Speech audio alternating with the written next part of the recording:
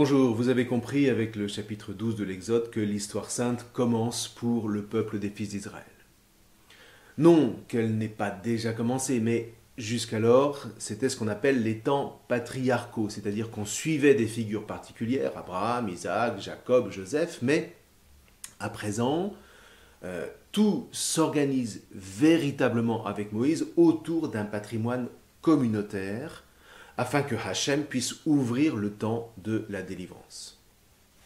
Une délivrance qui est encore en cours aujourd'hui, 3000 ans plus tard, et que le Christ Jésus est venu sceller dans sa propre Pâque pour ouvrir cette délivrance aux nations.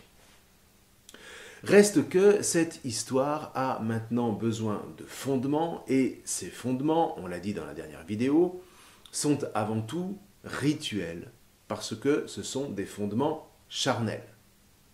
Et ça, vous voyez, je crois vraiment qu'on peut dire que Moïse le tient de sa culture en tant que grand administrateur d'un sanctuaire où l'on connaissait mieux que tout autre l'importance du rituel, à la fois pour fédérer une lignée, les fils de Ébi Lévi, et pour y accrocher une mémoire ancestrale.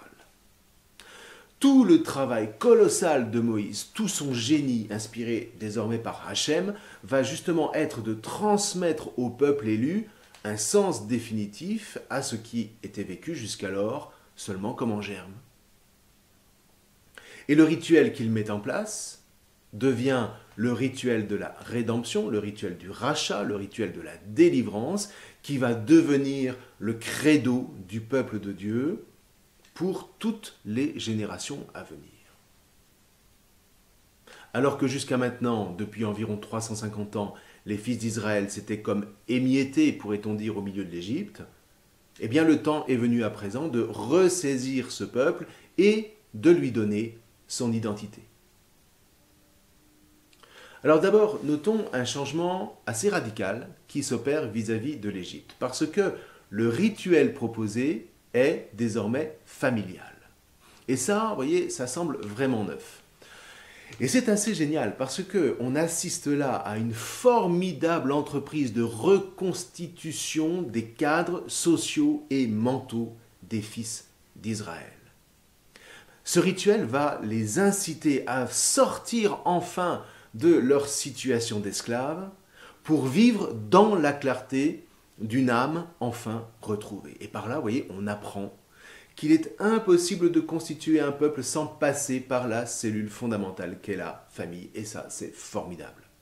Et ça ferme le clapet à toutes les idéologies totalitaires qui voudraient fonctionnaliser un peuple à partir seulement de principes purement abstraits, fût-ce celui de la fraternité. Et que cette cellule familiale soit redonnée elle-même à travers un repas rituel, ça c'est non moins génial parce que le repas n'est pas seulement un moment d'alimentation. Le repas, c'est le lieu où se tissent des liens charnels entre les convives. On l'a déjà dit à propos des patriarches. C'est le lieu et le moment où se construit une mémoire qui s'inscrit en chacun comme un patrimoine commun. Or, ce patrimoine ici, ça n'est rien de moins que l'événement de la libération, de la délivrance, qui s'inscrit comme le fondement de l'identité du peuple des fils d'Israël, une identité qui, 3000 ans plus tard, ne s'est pas démentie. Deuxième point. Le rituel de ce repas est sacrificiel. Alors ça, c'est un petit peu difficile à comprendre pour nous, qui sommes vraiment très marqués encore par nos racines idolâtres. Dans le culte des idoles, le sacrifice n'est pas vécu comme un lieu de construction communautaire. Il est vécu comme un moyen d'établir un lien entre la divinité et ceux qui offrent le sacrifice. Rien à voir avec ce que Moïse institue ici. Pour Moïse, le sacrifice, et à commencer par le sacrifice pascal, a valeur de signe. Et vous vous rappelez, le signe, c'est le hot, c'est-à-dire ce qui ouvre le sens qu'il faut discerner derrière les apparences. C'est ce qui ouvre au mystère de Dieu. Or, c'est précisément ce signe, ce hot, qui fait la spécificité du sacrifice pascal et qui construit l'unité de la mémoire communautaire des fils d'Israël. Pour bien comprendre ce qui se passe, il faut revenir à Abraham et au sacrifice de l'alliance en Genèse 15. Rappelez-vous, Dieu dit à Abraham, « Prends pour moi une génisse, une chèvre et un bélier. » Et il lui intime de les trancher par le milieu. Et alors que la torpeur prend Abraham, celui-ci voit Dieu passer entre les parts, signifiant par là qu'il tranche une alliance entre lui, le patriarche, et sa descendance. En hébreu, karat berit, ça signifie conclure une alliance, et ça se dit trancher une alliance, un peu comme on dit d'une affaire qu'elle est tranchée, c'est-à-dire qu'on ne revient pas dessus. Reste Abraham, qui lui ne passe pas, alors que dans ce genre d'affaires, normalement, les deux parties passent entre les parts d'animaux pour signifier que l'une et l'autre s'engagent dans le contrat à la vie, à la mort.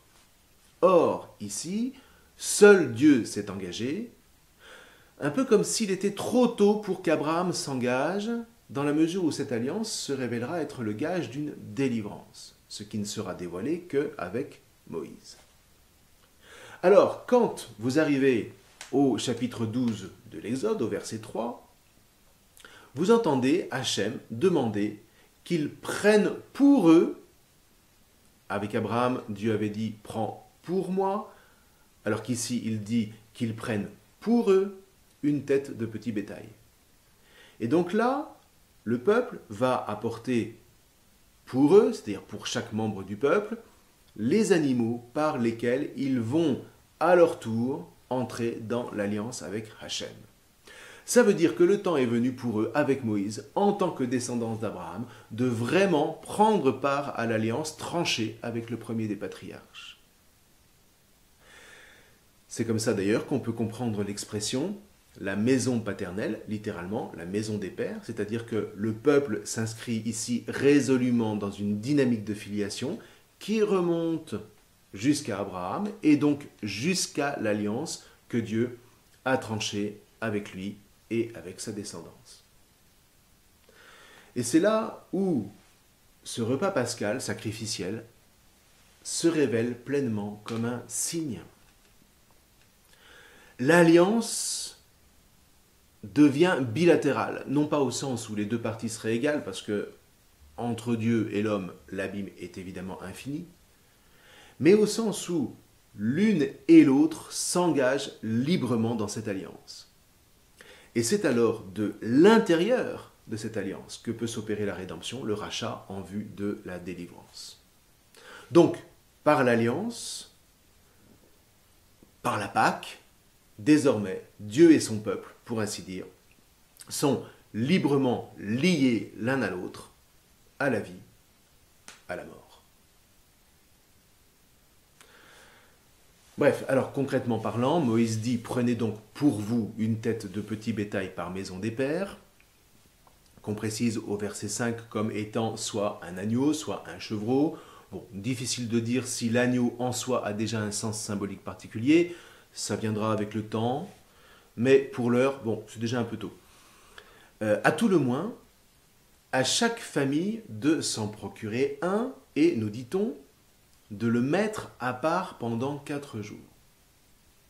Or, la tradition associe le chiffre 4 à la pauvreté, ce qui signifie que ces 4 jours de mise à part témoignent que l'agneau n'appartient plus à la famille qu'il a choisie. Il est, pour ainsi dire, déjà l'agneau de Dieu. Et voyez, en ce sens, il est assez remarquable qu'entre l'entrée de Jésus à Jérusalem et le jeudi de l'entrée dans sa passion, on compte précisément 4 jours.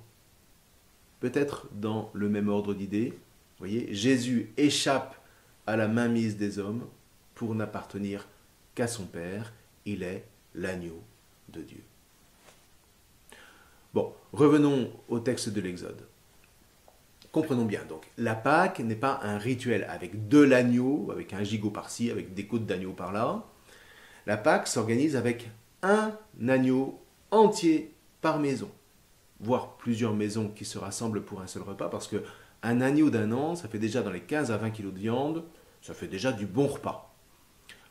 à 250 grammes de viande par personne, ce qui est déjà pas si mal. Ça vous réunit une soixantaine de personnes, dont on vous dit de plus qu'ils vont devoir manger à la hâte, le bâton à la main, parce qu'on est sur le départ. Bon, alors en même temps, le concept de famille est vraiment très large à cette époque. Ce n'est pas seulement deux parents avec trois Playmobil qui courent dans les pattes. Il y a le père, les fils, les gendres, les fils des fils, les oncles, les cousins, etc., etc., etc. De sorte que, rapidement, la famille compte un grand nombre de membres. Mais alors justement, qu'est-ce qui va faire l'unité de toute cette smala ? Eh bien, c'est précisément l'agneau unique, l'agneau de Dieu qu'elle partage.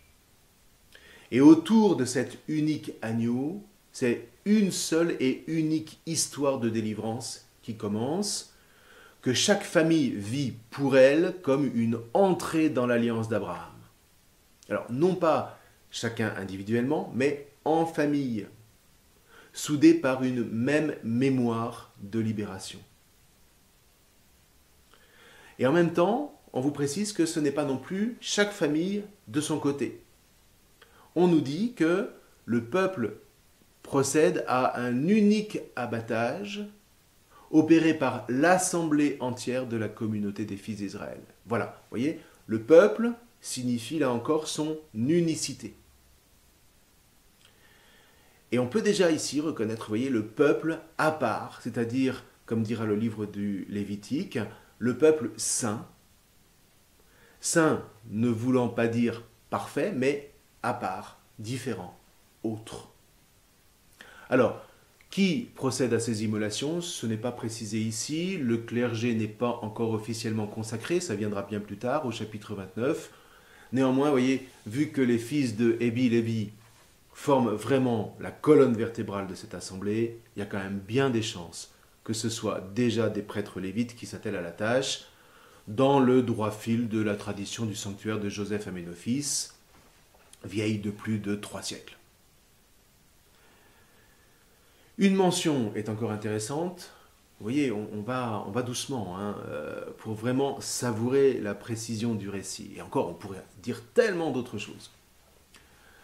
L'immolation, nous dit-on, est faite entre les deux soirs. Ce qui n'est pas sans rappeler, là encore, le crépuscule au cours duquel Dieu a conclu l'alliance avec Abraham, toujours en Genèse 15. Quant au sang, il ne coule pas sur le sol. Ce qui est sage, vous imaginez l'hystérie que provoquerait le flot de sang versé à terre. On nous dit qu'il est recueilli pour être apposé sur les linteaux et sur les poteaux des portes d'entrée des maisons. Pourquoi ?